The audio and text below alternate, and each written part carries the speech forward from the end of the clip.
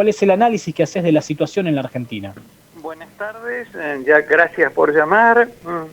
Mira, hay una suma de hechos que tienen que ver en muchos casos con manejos económicos, desde el hecho de que en Córdoba se permitan emprendimientos inmobiliarios en aquellos sitios en que el monte nativo se ha perdido, lo que significa una ley con incentivos para quemar todo. Si agregamos la sequía, se dispara, y en el delta entrerriano también hay prácticas ganaderas de trasladar el ganado que se saca de la región pampeana, trasladarlo a las islas del delta y quemar para facilitar el rebrote de pastos tiernos, nuevamente impericia, época de sequía, etcétera, etcétera. Pero además, yo creo que hay una conjunción de factores que tienen como una sombra sobre todos, que es el hecho de que en pandemia se espera que haya menos controles, se espera que las autoridades estén en otro lado, ocupadas de otras cosas. Entonces, uno supone que la cantidad de acciones fuera de la ley tiene que estar aumentando enormemente, no solo por arrebatos en la calle. Hola, Elio, me parece que te hemos perdido. Homicidio. A ver, se corta un poco. No, Hola, no sé si nos escuchás ¿ahora? bien vos, Elio. Acá lo escuchamos bien, Nico, Yo lo sí. escucho perfecto. A mí se me corta entonces. Yo los escucho bien. Bien, Lo que digo es que en un contexto en que el Estado está ocupado en un solo tema, básicamente la pandemia, y baja los controles en otros lados, bueno, los que esperaban una oportunidad para otra cosa, para algún ilícito, la están usando. O no solo en los asaltos callejeros, que también, por supuesto, pues, estamos cansados de ver crímenes en televisión, pero creo que tiene que ver con esta sensación de que no hay un Estado presente y aprovechemos, pero al mismo tiempo todo esto nos está marcando un déficit importante en la normativa nuestra, que es que no hay ley de delito ecológico. El problema no es solo quién hizo estas cosas, que obviamente son muchos, algunos por negligencia, otros por irresponsabilidad criminal, otros por negocios sobre la zona destruida sin preocuparse de hasta dónde llegó. El problema es que si los encuentran, no los van a poder imputar de nada. No hay ley de delito ecológico en Argentina. Entonces, yo creo que la primer conclusión de todo esto es que necesitamos una ley para que este tipo de actos criminales terminen con que alguien vaya en cana.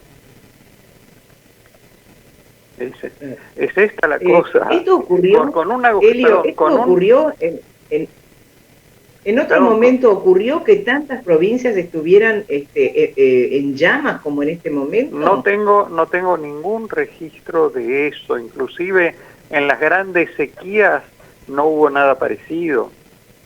Gran sequía, la principal del siglo XX fue en el 52, que se perdió parte de la cosecha y que lo criticaban a Perón por tener que comer pan negro, pero realmente ahí hubo algunos incendios.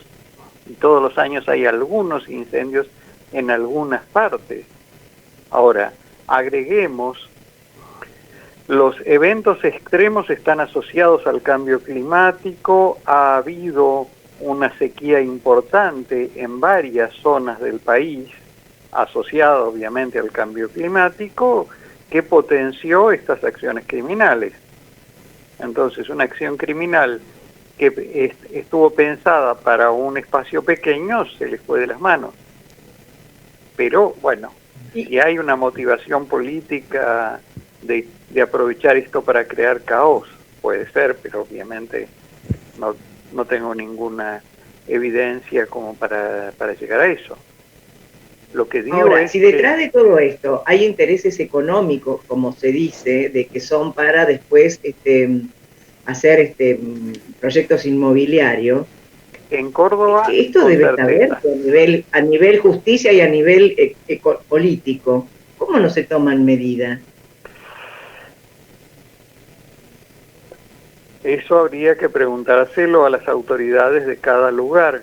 ¿Por qué no han tomado medidas o qué tipo de medidas piensan tomar si algún día se les ocurre tomarlas? Ahora, yo creo que la principal medida aquí son herramientas penales. Claro. Siempre se habla de que hay que educar a la gente para que no haga daño al medio ambiente, y sucede que los delitos ambientales son los únicos delitos que se supone se solucionan educando a los criminales. Con un violador uno no piensa educarlo, piensa mandarlo a devoto, y con un asaltante de uno no, o un criminal en serie, uno no piensa que mandándolo a la escuela va a solucionar el problema.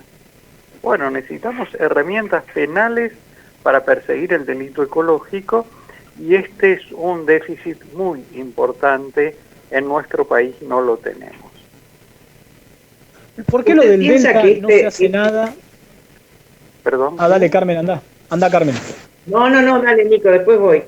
No, iba a preguntar por qué en lo del Delta no se hace nada. Hace años que viene pasando lo del Delta, ¿no? Pero años. Y aparte, el humo de los incendios ha generado accidentes fatales y choques múltiples en las rutas porque no se ve nada. O sea, hay diferentes aristas para abordar el tema, y aún así sigue pasando año tras año.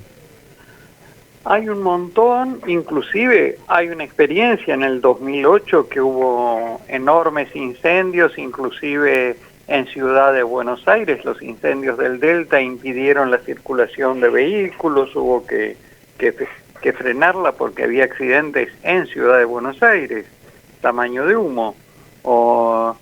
El caso del Delta es productores, ganaderos que de la pampa húmeda. ¿Hola? ¿Hola, estamos? Sí, lo escuchamos. Sí, no, porque un pip. Supongo que es la media hora.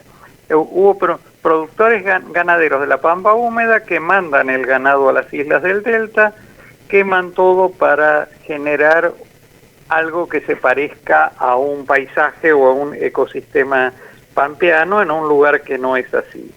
Y se supone que hay intereses suficientes como para frenar cualquier acción de control.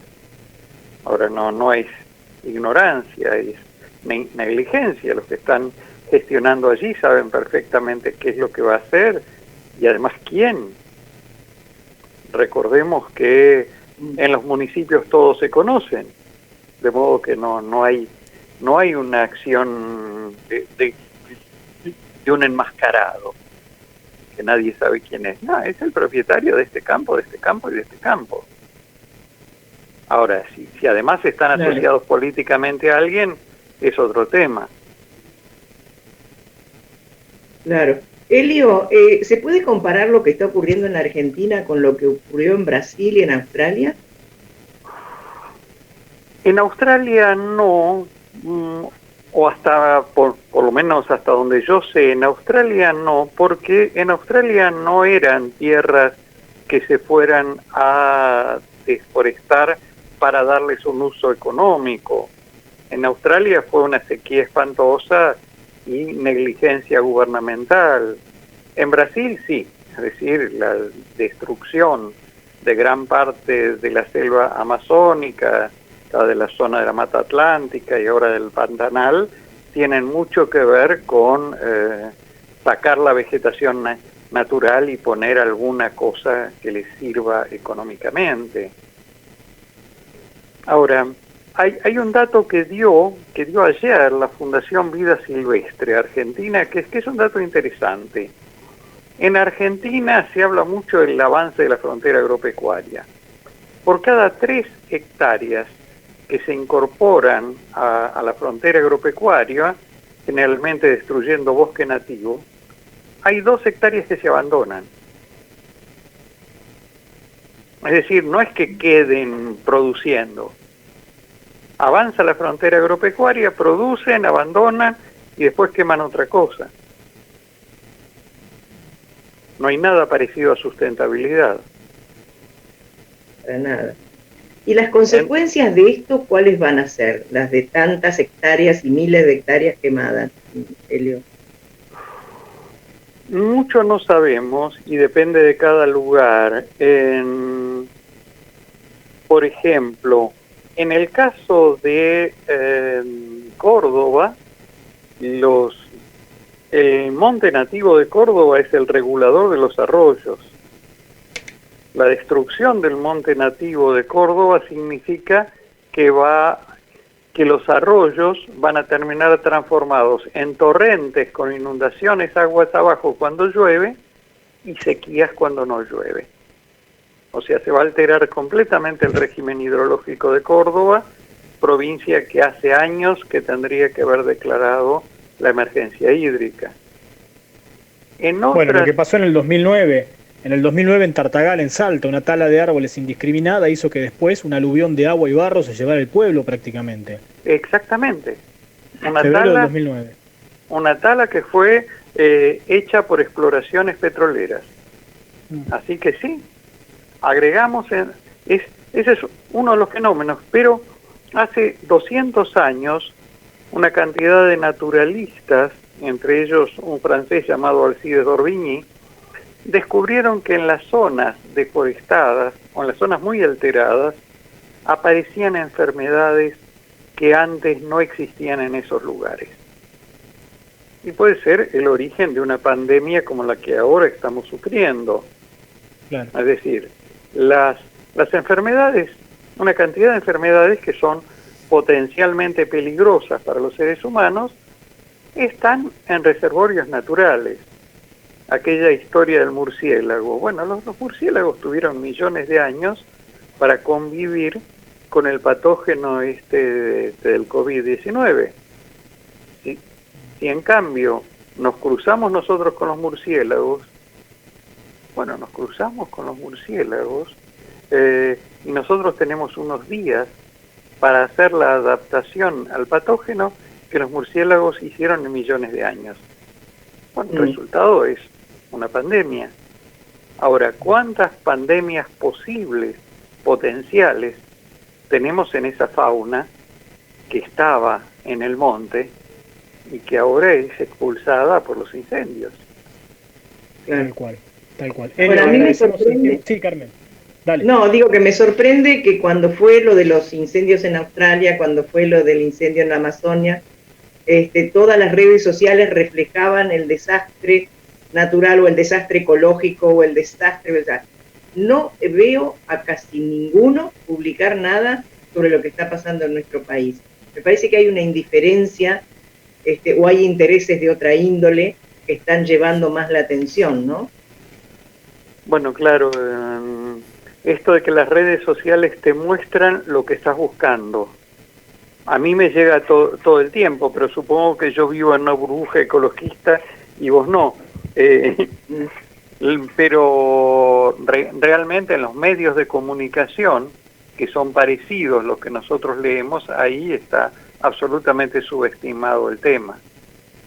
Porque no les interesa, porque no es prioridad, porque tocan algún interés que no habría que tocar, o simplemente porque de lo único que se puede hablar es la pandemia y lo demás parece no tener rating. Bien. Helio, le agradecemos el tiempo.